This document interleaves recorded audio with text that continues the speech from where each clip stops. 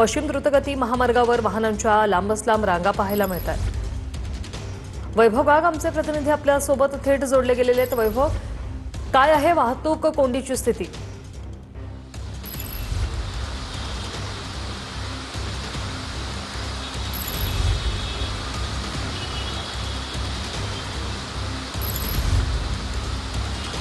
वैभव, माझा आवाज पोहोचतो तुमच्यापर्यंत?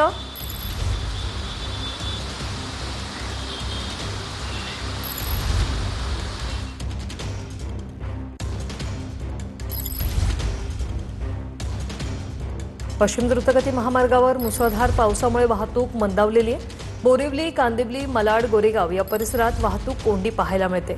पश्चिम द्रुतगती महामार्गावर वाहनांच्या मोठ्या रांगा पाहायला मिळतात।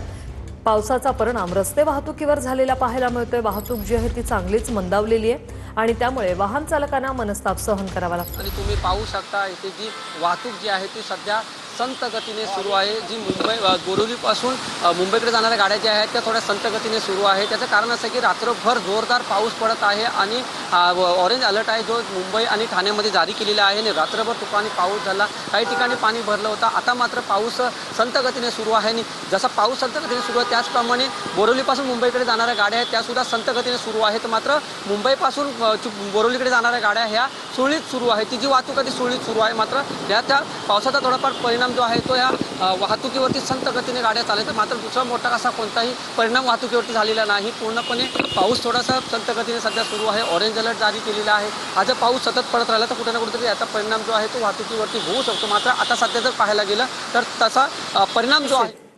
धन्यवाद वैभव, तुम्ही दिलेल्या या माहितीसाठी।